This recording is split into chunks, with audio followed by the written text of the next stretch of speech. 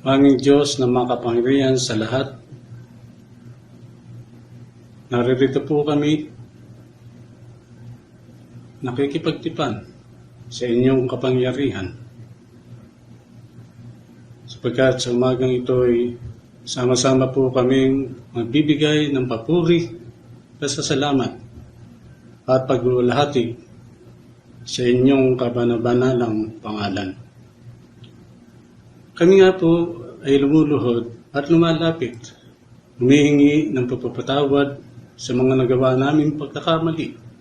Hiniling namin, O Panginoon, na yakapin mo kami na iyong kapangyarihan upang kami makaharap sa iyo na isang haing buhay, banal at kaaya-aya sa iyong banal na paningin na siya naming katapatang pagsamba.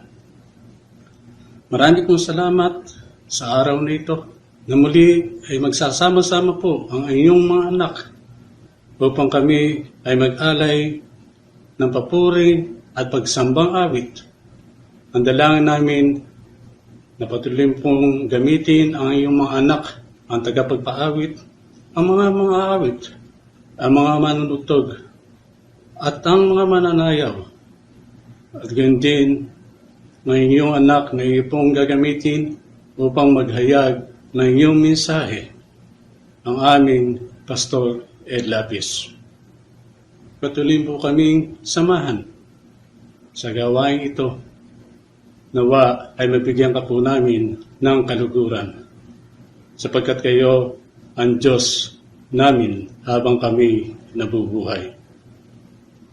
Ang lahat na ito ay aking pong idinadalangin sa tanging pangalan ng aming Panginoong Jesus at tagapagligtas ng aming buhay sa magpakailan paman. Praise the Lord, praise the wonderful name of the Lord. From the rising of the sun until it's going down, we will praise our one and only God. For He is good, His love endures forever.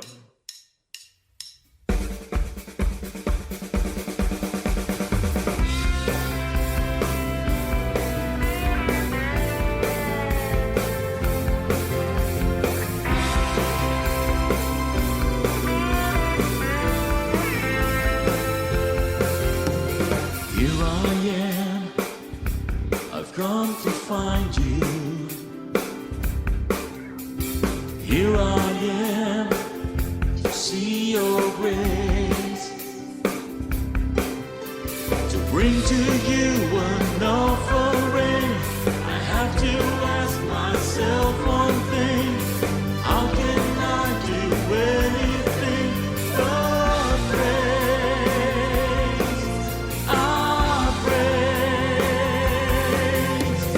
Here I am, I've come to find you. Here I am to see your grace, to bring to you an offering. I have to ask myself one thing: how can I do anything but praise? Ah, praise. You are God, you are Lord, you are all I'm living for. You are King of everything. I want my life to praise you.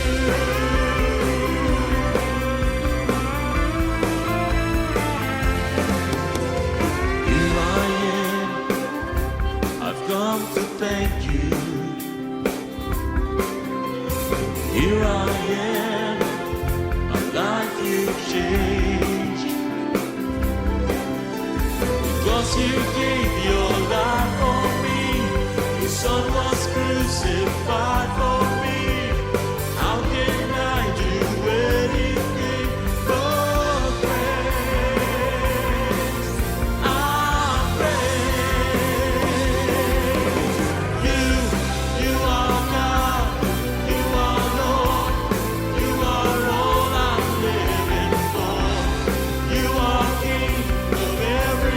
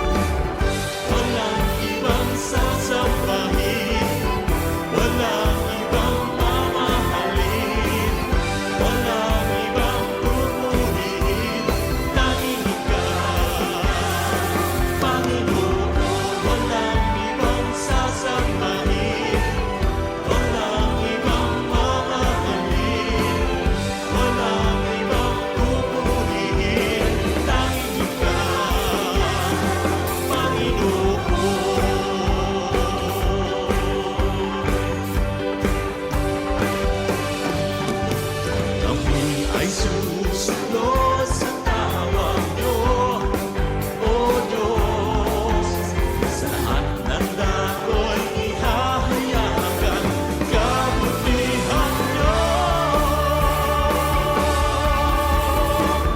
Walang ibang sasambahin, walang ibang mamahalin, walang ibang pupurihin, langit ka, Panginoon. Walang ibang sasambahin, walang ibang mamahalin, walang ibang pupurihin, langit ka. Tanging ikaw ang aawitan, walang ibang papupurihan, sa puso ay nag-iisa lamang.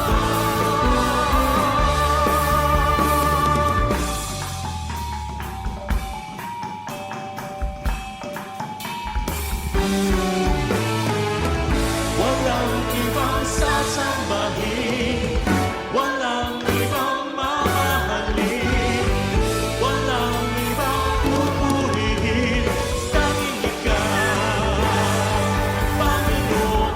Walang ibang sasambahin, walang ibang mamahalin, walang ibang pupurihin, tanging ikaw, Panginoon. Tanging ikaw, Panginoon. Tanging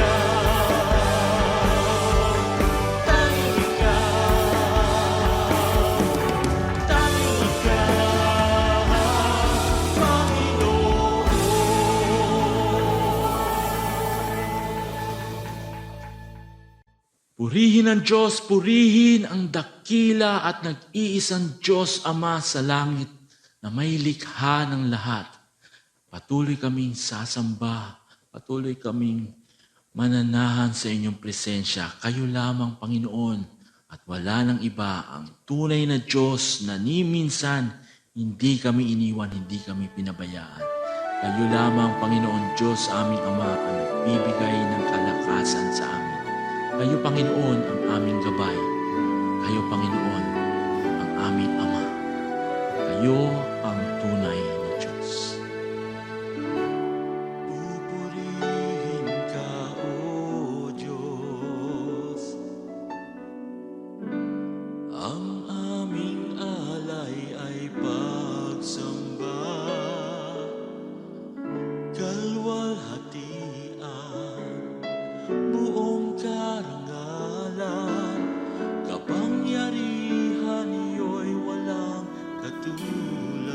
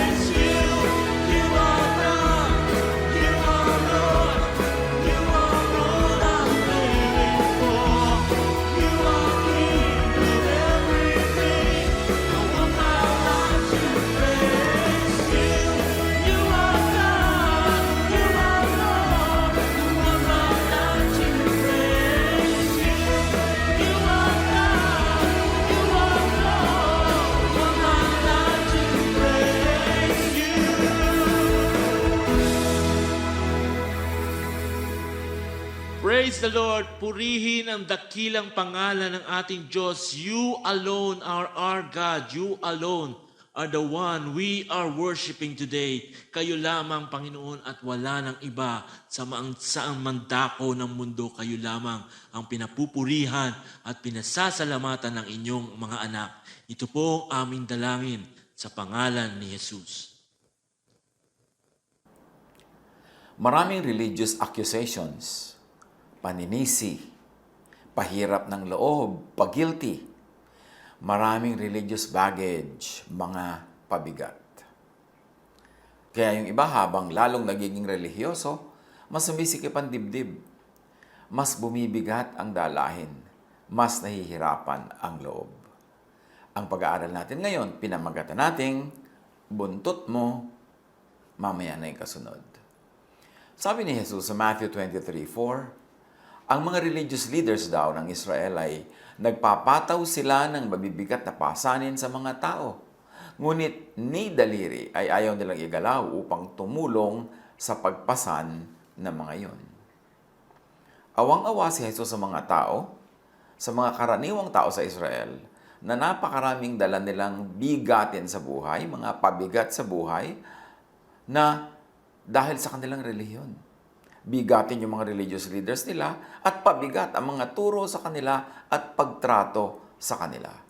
Kaya sa awa ni Jesus, ang kanyang defining ministry, ang napakahalaga niyang misyon, sabi niya sa Matthew 11:28-30, sa mga taong pagod na pagod sa kanilang relihiyon, "Come to me, all of you who are weary and burdened, and I will give you rest.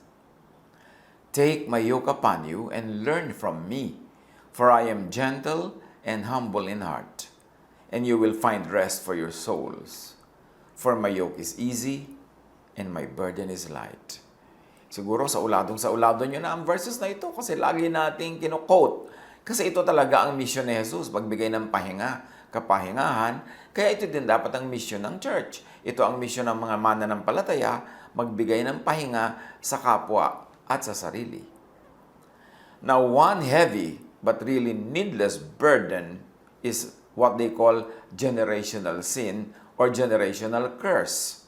Lagi na lang pag merong nangyaring sakit sa'yo, siguro kasalanan niya ng tatay mo. O pag kami nangyaring mga hindi magandang mabuti sa isang pamilya, sasabihin nila, generational sin kasi yan eh. Pinagdurusahan niyo yung mga kasalanan ng lolo niyo. Yung iba tuloy, parang nagtatanong, ganun ba ang Diyos? Hindi naman ako gumawa ng kasalanan, yung lolo ko, bakit ako ang magdurusa? John 9, verses 1 up to 3. Sa paglalakad ni Jesus, nakita niya isang lalaking bulag mula pa nang ipanganak. Tinanong siya ng kanyang mga alagad, "Rabbi, sino po ang nagkasala at ipinanganak na bulag ang lalaking yan? Siya ba o ang kanyang mga magulang?" So ayan na naman yung pananaw ng mga tao. Pag may nangyari sa iyong hindi maganda, kasalanan niya ng mga ninuno mo, kasalanan ng pamilya mo. Sumagot si Jesus, ipinanganak siyang bulag. Hindi dahil sa nagkasala siya o ang kanyang mga magulang, kundi upang mahayag ang kapangyarihan ng Diyos sa pamamagitan niya. So itinuwid ni Jesus ang pananaw ng mga tao na kung lang dahil bulag yung lalaking yon, sinasabi nila kasalanan ng dahilan yan. Ang tanong lang nila, sino ang may kasalanan? Siya ba o ang kanyang mga ninuno? At sabi ni Jesus, none of the above. Hindi yun ang dahilan kung bakit siya bulag, may ibang dahilan. At yung ganyang uri ng pag-iisip, sakit yan ng mga relihiyoso. Yung pagkalumindol at may mga gumuhong building sa isang syudad, sasabihin nila, ay kasi may mga makasalanan dyan. So ano, dahil may mga makasalanan, idadami ng Diyos yung mga hindi? Dahil lang mayroong nakagawa ng ganitong offense, lahat na magdurusa. Pagka mayroong isang eroplanong bumagsak, sabi niya, ay siguro mga may kasalanang laman yung eroplano. Paano naman yung hindi mga makasalanan? Laging ganyan ng mga tao. Pagka bumaha sa isang lugar, maraming namatay. Ang sisisihin ng Religion 1, yung Religion 2. Sasabihin kasi yung Religion 2 nandyan eh. Marami silang tagasunod, meron silang religious practices. So nilunod ng Diyos lahat ng tao, both Religion 2, Religion 1, Religion 4, Religion 5, lahat na. Nagkakaroon tuloy ng pangit na imahe ng Diyos dahil sa ganung pananaw na pagdadamay-damay ng mga religious sa lahat ng tao pagka merong nagdusa. Basta't laging ang may kasalanan nun, yung kalaban ng religion nila. Either relihiyoso rin, kaya lang kalaban ng religion nila, o hindi relihiyoso, makasalanan na pinagagalitan naman at itinatakwil ng religion nila. Laging iba ang sinisisi. Pero tama ba yun? Para rin, nagkasakit ka, dadalawin ka ng mga kapatiran sa church, tapos ibubulong sa'yo, mag-confess ka na, baka may kasalanan ka. Siguradong may kasalanan ka, kaya nagkakaganyan ka. Ganyan nga ang ginawa ng mga kaibigan ni Job sa kanya. Ang dami-daming nangyaring dilubyo sa buhay ni Job, pero alam nating hindi siya makasalanan, hindi yun parusa. Pero pinipilit ng mga kaibigan niya na parusa yon, aminin na niya ang kasalanan niya para matigil na ang paghampas sa kanya ng langit. Maraming baluktot na isip dahil reliyoso. Nakapag-aral lang ng 3 verses, alam na ang lahat at ginadjudge na ang lahat. O nakapakinig lang kay ganito't ganon, nakabasa sa balutan ng tinapa, nakarinig sa ganong programa, yun na agad ang ipaglalaban. Mabuti sana kung nakakapagbigay pahinga, nakakapagpabait, nakakatulong. Paano kung nagja-judge? Nang ko-condemn? Naninisi, nagpapahirap ng dalahin ng mga hirap na nga. Sa pagpapatuloy, Ezekiel 18:20, ang nagkasala ang dapat mamatay. Ang anak ay di dapat magdusa dahil sa kasalanan ng ama. At ang ama ay di dapat magdusa dahil sa kasalanan ng anak. Ang matuwid ay mabubuhay dahil sa kanyang pagiging matuwid. At ang masama ay mamamatay sa kanyang kasamaan. Sabi ng Contemporary English Version, only those who sin will be put to death. Children won't suffer for the sins of their parents. And parents won't suffer for the sins of their children. Good people will be rewarded for what they do, and evil people will be punished for what they do. So, kung sino daw ang may kasalanan, siya lang dapat ang magdusa. Siya lang dapat ang parusahan. Pero again, marami na namang application na ginagawa ang mga relihiyoso dito. Ang tinutinunong tatay na pastor, ang husay-husay sa paglilingkod, tapos meron siyang isang anak na dalagang biglang nagbuntis ng walang asawa, tatanggalin ng church yung pastor sa pagiging pastor dahil sa kasalanan ng kanyang anak. Mayroong mga pastor na ang mga anak nila ay lasenggo o drug addict o nakapatay o anuman, yung pastor na nananahimik sa kanyang ministry ang tatanggalin dahil ipagpipilitan nila yung katuroan na dapat pag pastor ka, perfect ang iyong household. Pag hindi mo na-lead ang iyong household, how can you lead the church? Ano ba namang klaseng pananaw yun? Of course, may mga ganong pananaw ng New Testament times pero hindi galing kay Jesus ang katuruan na yun. Marami tayong pinagdurusa dahil sa kasalanan ng iba o sa perceived kasalanan ng iba. Kahit hindi talaga kasalanan, tingin lang natin kasalanan, pinagdurusa na natin ang lahat. Mayroong leader ng choir, yung anak niya nagkaroon ng ganito at ganyang issue, tatanggalin siya sa pagiging choir leader. Merong official ng church, tatanggalin dahil yung kanyang asawa ay nangalon niya. Sa Bible nga, may mga propeta pa, yung asawa mismo nila, nangalon niya, propeta pa rin sila. Pero napakalaking pabigat, pahirap ang ginagawa natin sa kapwa. Kaya tuloy, we really punish those who serve the Lord. We punish church workers rather than reward them because we make them answerable for every sin ng kapitbahay, ng kabarangay, ng kababayan nila. Tama ba yan? Sabi ng Ezekiel, kung sino lang ang may kasalanan, siya lang ang dapat magbayad. Ecclesiastes 12:14, for God will bring every deed into judgment, including every hidden thing, whether it is good or evil. So, ang Diyos ang magbibigay ng pataw na parusa, hindi ang tao. Ang Diyos ang magsasabi kung sino may kasalanan kasi alam niya ang lahat. Hindi niya kailangan ng investigasyon. Hindi niya kailangan ng witch hunt na ginagawa ng maraming churches. Yung nagmamanman sa mga kasalanan ng iba, nagre-report pa yung mga ahente nila sa pagmamanman, tapos ipapatawag ka ng kung sinong nagbabanal-banalang konseho, ililitising ka nila, kala mo sila wala mga kasalanan din, hindi lang nga bisto. Pahirap ang ginagawa ng Pharisaic religiosity, ng law-based and legalistic religiosity. Kaya kung minsan, mabuti pa, huwag ka na lang mag-member ng church. Tahimik ang buhay mo. Kesa nagpunta ka doon, ginajudge ka ng lahat. Lingkod ka ng lingkod, donate ka ng donate. Tapos pag nagkasala ka, sisipain ka nila. Pag nagkasala yung pamilya mo, pati ikaw, tatanggalan ng ministry. Anong klaseng pakikitungo yun? Hindi yun Jesusness. Mosesness yun. Sometimes Paulness pa nga. Sometimes Jamesness. Pero hindi Jesusness. Kaya dapat lahat ng katuruan salain kay Jesus. Kasi Jesus' name is the name above every name.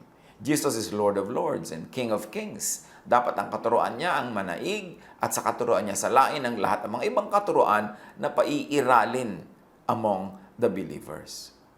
God will bring every deed into judgment. So siya dapat, hindi tayo. Hindi dapat nagmi-meeting ang mga tao, huhusgahan, lilitisin ang mga may kasalanan, tapos hihiyain, ipupubliko, pagkatapos tatanggalin sa ministry. Ang tawag nila discipline. Wala namang nakaka-recover sa ganyan. Yung sinasabi nila, i-restore, mamaya, after 2 or 3 weeks ng restoration, umaalis din dahan-dahan doon sa church. Kasi na-judge na sila. Things are never the same. Romans 14:12. So then, each of us will give an account of ourselves to God. Hindi to men. Hindi to committees. Hindi to an assembly. To God. Kasi God, ang author of morality and correctness, so siya ang nakakaalam kung sino talaga nagkamali. At salamat na lang, mabait ang Diyos na yun. Na hindi siya nasisiyahan sa image na ibinigay sa kanya ng relihiyon sa Israel, kaya ipinadala niya si Jesus para ituwid ang mga pagkakamali sa pagpapakilala sa kanya ng relihiyon na masungit, magagalitin, mahilig magparusa, hindi nagpapatawad, mabilis na manakit ng mga nagkakasala. Ganun kasi ang maraming churches. Pero hindi ganun ang Diyos at hindi ganun si Jesus. Kaya mahalaga, bring Jesus back to Christianity. Kasi kung minsan, ang laman ng Christianity, legalism, laws, Moses, etc., etc., etc., hindi si Jesus. So, each of us will give an account of ourselves to God. Kaya't bawat isa sa atin ay magbibigay sulit sa Diyos. Kaya talaga namang ang title ng pag-aaral natin, buntot mo, hila mo. Alangan namang hilahin mo ang buntot ng iba at alangan namang ipahila mo sa iba ang buntot mo. Huwag hilahin ang buntot ng iba. Huwag akuin ang kasalanan ng iba. Huwag saluhin ang kahihiyan na dapat yun lang merong ginawa ang mahiya. Usong-uso yan sa pamilya. Yung kapatid, bumagsak sa school. Ang nahihiya, yung mga buong pamilya niya, pati hanggang pinsan. Usong-uso yan. Merong isang babae na nagkaroon ng premarital pregnancy. Hiyang-hiya yung magulang, hiyang-hiya yung mga kapatid, pati lola. Kaya kulang na lang, itapon nila sa kumukulong langis yung babaeng yon. Dahil nahiya sila. Gusto nilang parusahan. At lalo pagka church member, at lalo pag active sa church at may ministry, meron kang isang anak na biglang naging dalagang ina, meron kang isang anak na nakabuntis ng kung kanino, hiyang-hiya ka, tatanggalin ka sa iyong ministry, o ikaw na yung magbibitaw. Samantalang, kung sino lang ang may gawa, siya lang dapat managot sa kanyang ginawa. Dahil lahat ng tao may kanya-kanyang free will. Bakit i-assign mo yan sa iba? So, hinihila natin ang buntot ng iba. Do not carry as personal burden the sins or the so-called sins, the religious burdens of others, even of family and friends. Kaya maraming religious condemnation na nangyayari. Maraming mga magulang dahil prominent sila sa church, kilala sila. Pagka nagkasala ang anak, imbes nilang tulungan, mahalin, tanggapin, gamutin, ang ginagawa nila, pinaparusahan nila publicly, itinitiwalag nila, itinatakwil nila para lang manatiling magandang image nila sa church. Pero they forget to be loving parents. Nagiging Pharisees sila. Marami nagtatanong yan sa akin. Ano po ang gagawin ko? Religious leader ako sa church. Tapos yung anak ko ganito, yung anak ko ganyan. Ang lagi ko sinasabi, magpakamagulang ka na lang. Kung nanay ka, magpakananay ka. Tatay ka, magpakatatay ka. Bago ka magpakadikon, bago ka magpa-choir leader, magpakananay ka muna. Mahalin mo yung anak mo, tulungan mo, nagkamali, ikaw ang dumampot sa kanya, magtayo sa kanya. Nagdurugo, ikaw magpaampat ng dugo. Nasasaktan, nagugutom, nahihirapan, ikaw mag-alaga, ikaw ang nanay eh. Pero dahil sa relihiyon mo, itatakwil mo yung anak mo, titigasan mo ang iyong loob. Anong klaseng relihiyon yan? Deuteronomy 24:16. Hindi dapat parusahan ng kamatayan ng mga magulang dahil sa krimeng nagawa ng anak. Ni ang anak dahil sa krimeng nagawa ng magulang. Ang mismong may sala lamang ang siyang dapat patayin. Yun naman ay sa mga issues na merong capital punishment or sins punishable by death nung unang panahon. Ezekiel 18:4, For everyone belongs to me. the parent as well as the child, both alike belong to me. The one who sins is the one who will die. So bakit pinagdadamay-damay natin? Cruel kasi ang mga tao. Yung nagkamali yung isang tao, pati yung mga kapatid niya, kakantsawan ng lahat. Pati yung mga magulang niya, hihiyain. Kaya tuloy, nagiging defensive yung magulang at yung mga kapatid. Doon nagagalit sa dapat sana'y tulungan nila na nagkamali o nabiktima o nagkasalang miyembro ng kanilang pamilya. Romans 14:20-22. Do not destroy the work of God for the sake of food. All food is clean, but it is wrong for a person to eat anything that causes someone else to stumble. It is better not to eat meat or drink wine or do anything else that cause your brother or sister to fall. May issue dito ng pagkain. At sinasabi, kung na-offend yung mga sister mo o brother mo sa kinakain mo, although hindi naman na-offend ng Diyos, God declared all food to be clean through Jesus, mabuti pa mo nalang kainin kung talagang hirap na siya at na-offend siya at nahihirapan ng kanyang loob. Pero ang totoo niyan, meron ding kabaligtaran na sinasabi ang verses na ito. So whatever you believe about these things, keep between yourself and God.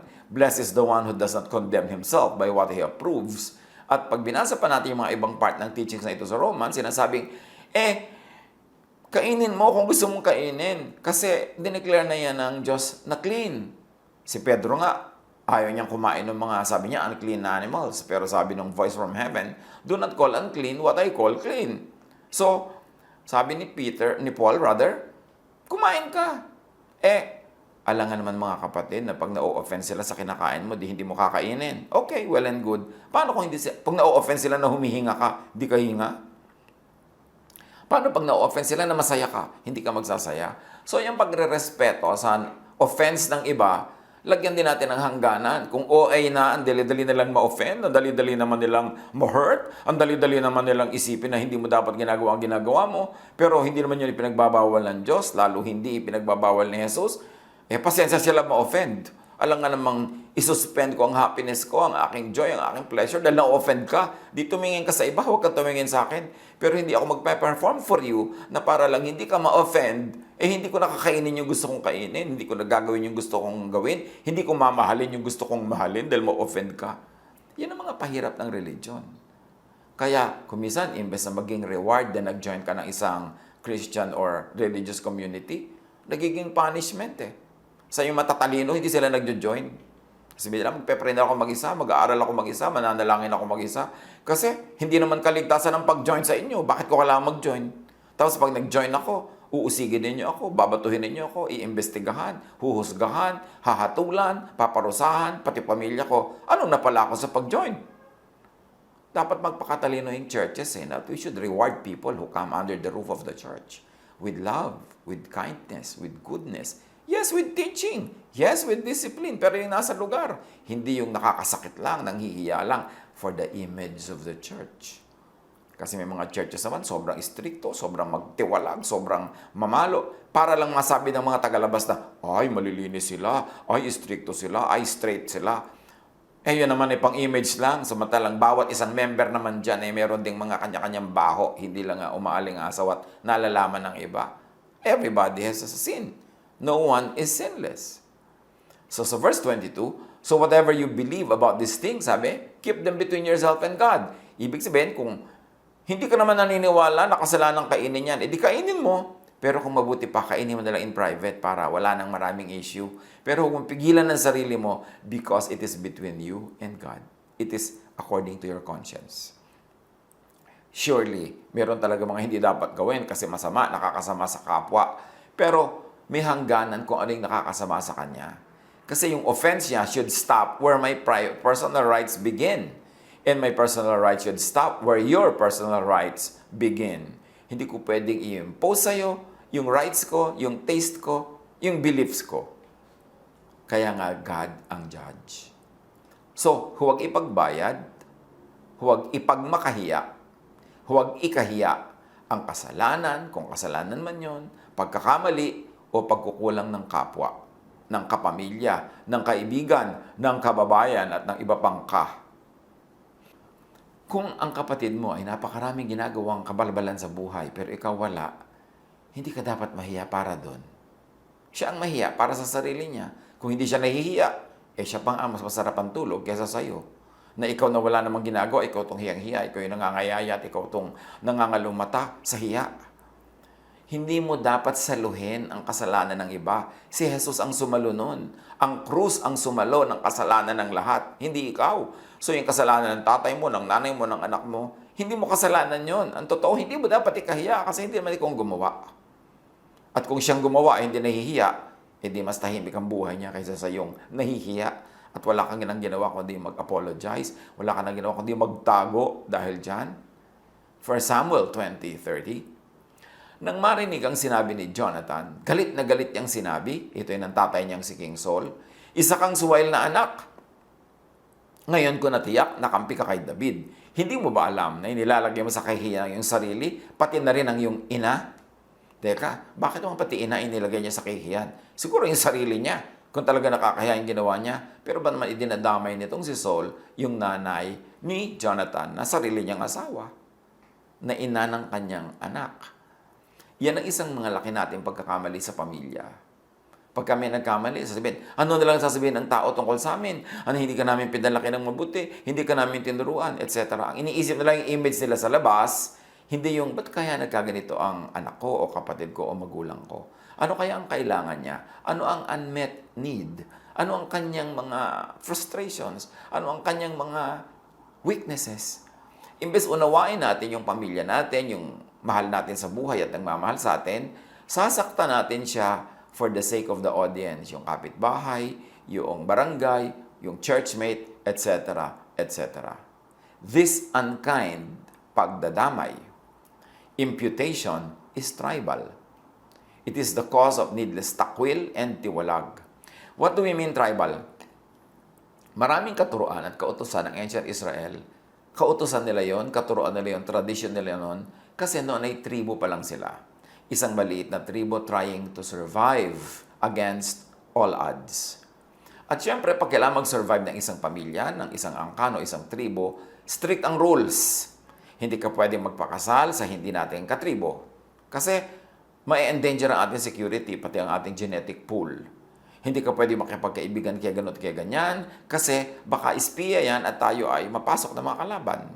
Hindi ka pwedeng gumanito, hindi ka pwedeng gumanyan, huwag mo itong kainin dahil baka ka magkasakit, mamatay tayong lahat, kukunti pa naman tayo. Ganon, yung tribal.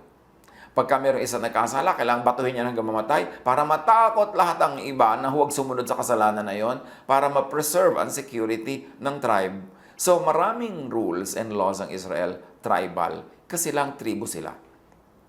Kasi lang insecure sila, kasi lang hindi pa malinaw kung may bayan sila, may boundary, may lupa, merong lupain, may territory. Pero nung panahon ni Jesus, ang linaw na ng territory nila, may malinaw na silang cultural heritage, identity, nationhood. Hindi na sila tribe nation na. Jesus relaxed many of those tribal laws. Kasi hindi na bagay sa panahon nila, hindi na relevant.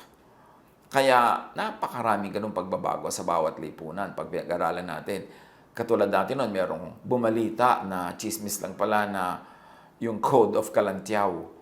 Yun coded ang mga behavior nila, yung papakain ka sa buwaya, ilulubog mo ang kamay mo sa kumukulong tubig, kunin yung bato sa loob ng tubig na yun kung talagang wala kang kasalanan, etc., etc.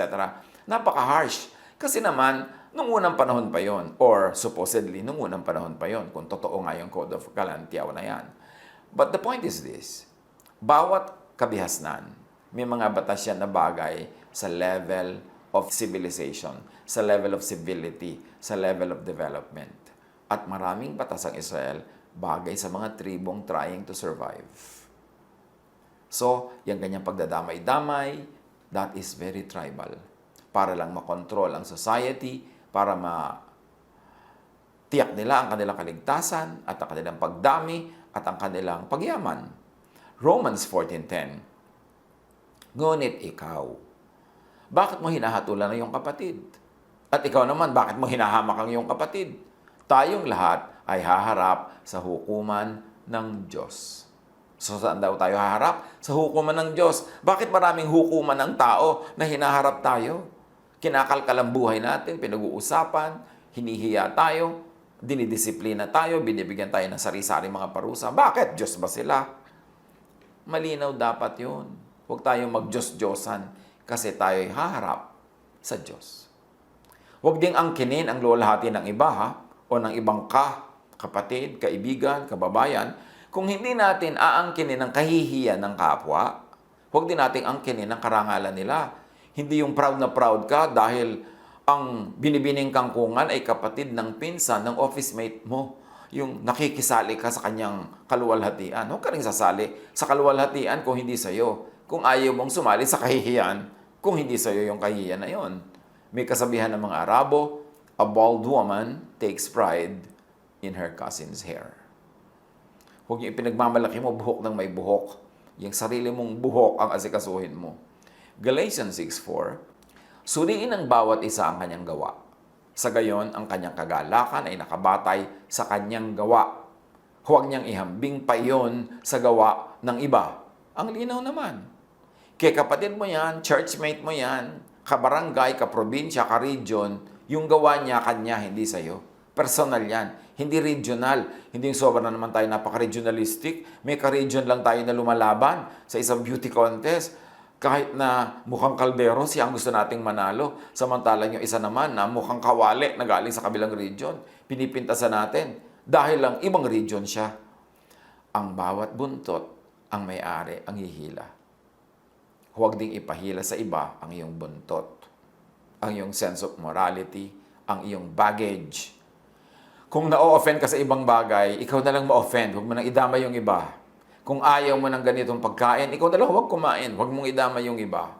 Kung ganito ang gusto mong kastrikto sa iyong religious life, i-impose mo sa sarili mo. Huwag sa iba.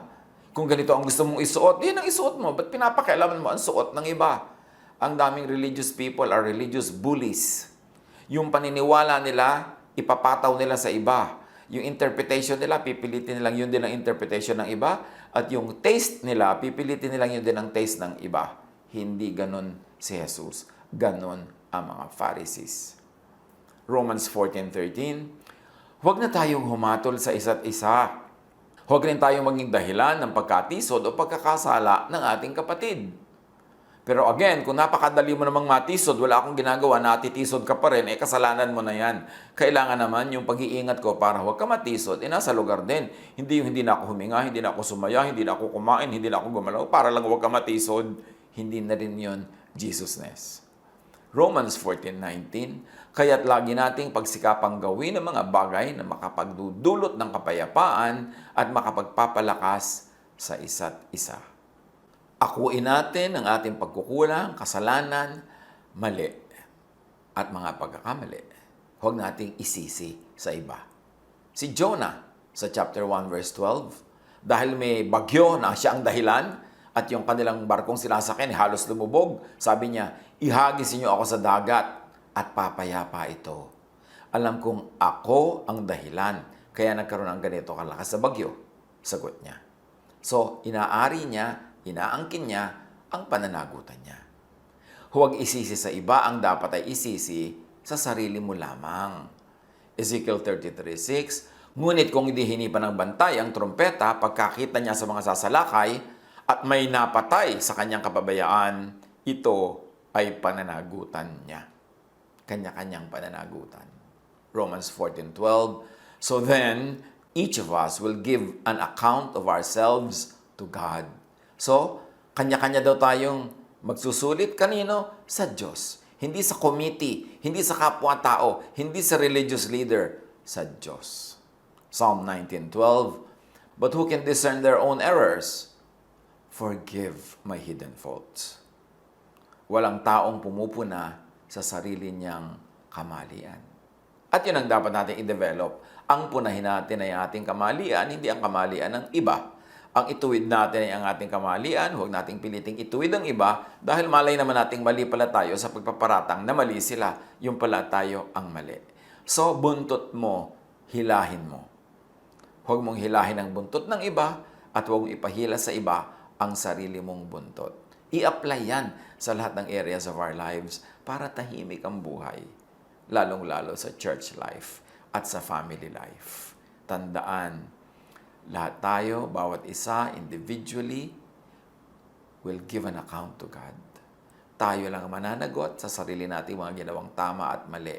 Hindi ang ating kapwa, kahit pa nga magulang natin, kahit pa nga anak natin, kahit pa nga kapatid o asawa o kaibigan o kabarangay. Liban na lang, magulang ka, hindi ka talaga nagturo, responsibility mo yan, may pananagutan ka. Pero matapos ka magturo, ayaw pa rin niya sumunod, hindi pa rin siya sumusunod, hindi siya makasunod, labas ka na doon. Pananagutan na niya yon. Hindi na ikaw ang dapat sisihin. Remember, kung talagang nagturo ka na. Kaya dapat tayo gawin natin ang mga duties sa isa't isa, pero matapos natin gawin yon, hindi na natin pananagutan. Kahit sa church, preacher ka, teacher ka, Bible study leader ka, turo ka ng turo ng tama. Ngayon, yung mga ibang uma-attend, hindi nila yun nasusunod lahat, o hindi nila nasusunod ang marami, o hindi nila nasusunod at all. Kasalanan mo ba yun? Sila ang namimili, nasundin nyo o hindi. Hindi ikaw. Kung nagturo kang mabuti, malinaw, at hindi pa rin nila sinunod, sila na ang mananagot, hindi ikaw. Pero kung hindi ka mahusay magturo, hindi malinaw, ang gulo-gulo, pananagutan mo yung pagkakamali nilang ginawa na bunga ng iyong maling pagtuturo. So kung nagtuturo tayo ng mga kabanalan, kabutihan, kagandahang loob, matapos nating magturo, huwag na tayong magmanman sa mga tao kung sinusunod nila. Huwag na tayong mag-espiya. Huwag na tayong magparusa kung hindi nila sinusunod. Kasi sinabi mo na ang tama, nasa kamay na niya yon. The ball is in his court or her court. Wala na yun sa'yo. Ganon din ang payo. Nagpayo ka, ang ganda-ganda ng payo mo, hindi naman sinunod. O kalahati lang ang sinunod, hindi mo yan pananagutan. Pananagutan niya yon. At huwag mo rin siyang pagalitan na hindi siya sumunod sa payo mo. Yung payo naman natin, pagbibigay lang ng option sa kapwa ng pwede nila mga ibang maisip at magawa, pero hindi yung dapat itratong utos ng counselor na dapat masunod. Sobrang marami tayong panghihimasok paglabas sa mga boundaries na ibinigay ng Diyos para sa atin. At isa dyan, yung paghila ng buntot ng iba at pagpapahila sa iba sa ating sariling buntot. Lumagay tayo sa lugar. God is God of order. Creation runs in perfect order and harmony. Lumagay tayo sa tama. Huwag tayong lumampas. Pagbulay-bulayan, pag-isipan, i-apply sa buhay pamilya, sa buhay church, sa buhay ng lipunan. God bless us all.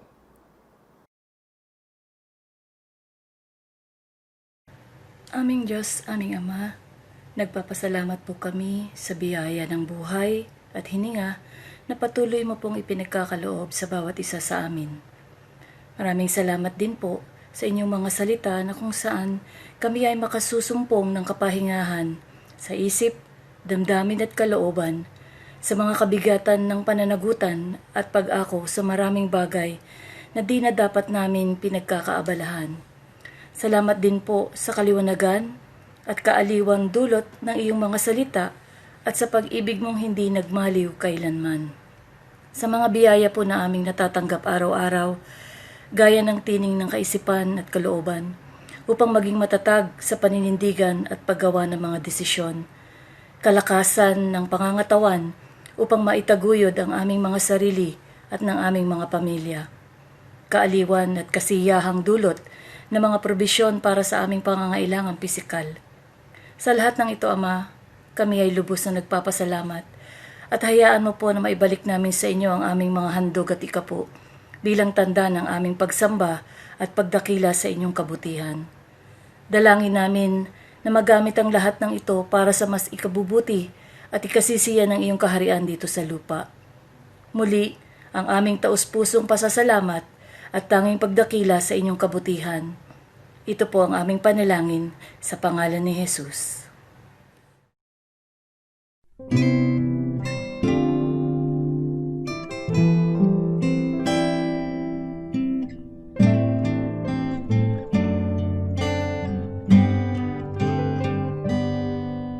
Ikaw ay mabuti bawat sandali sa habang buhay ay mananatili, hindi mapapawi o may kukupli, maging sa dilim ng gabi. Sandigang matibay ang iyong pangako, lakas at pag-asa ng aking puso. Hindi na mabilang pagkakataon, patunay ng katapatan mo. Sa dalamhati at sa kabiguan, sa pagluha ng puso na sugatan, sa pagsubok na iyong pinahihintulutan. Salamat, Panginoon, sa katugunan sa aking dalangin, sa kalakasang sa'yo nanggagaling, sa pagtuturo at pagtutuwid mo sa aking. Salamat, Panginoon, salamat.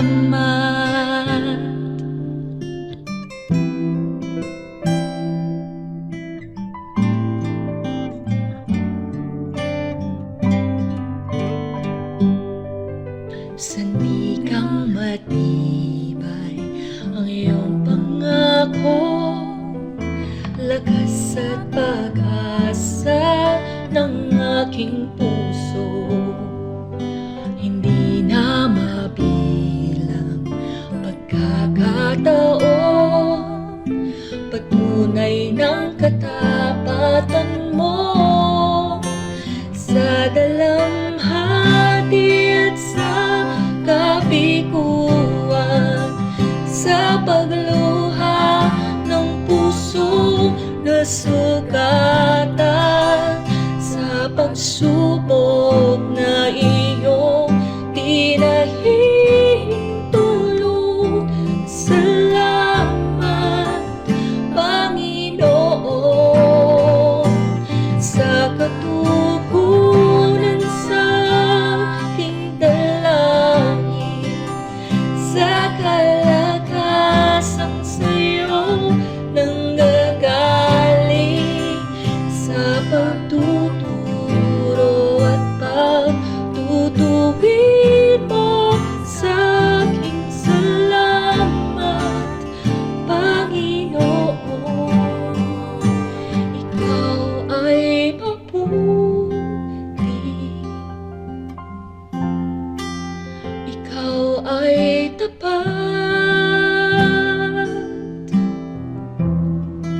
sa'yo ang papuri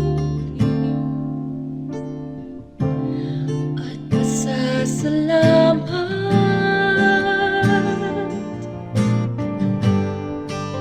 Ikaw ay mabuti, ikaw ay tapat, sa'yo ang papuri at pasasalamat.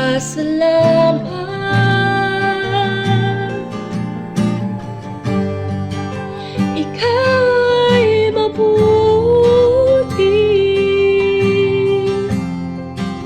ikaw ay tapat, sa'yo ang papuri at pasasalamat.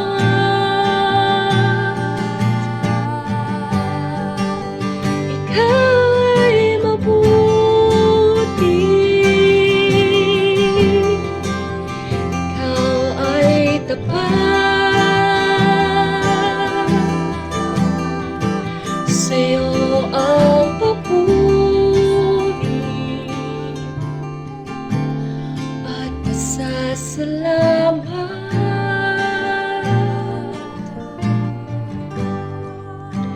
Sa dalamhati at sa kabiguan, sa pagluha ng puso sugatan sa pagsubok na iyong pinahihintulot ng salamat, Panginoon. Salamat.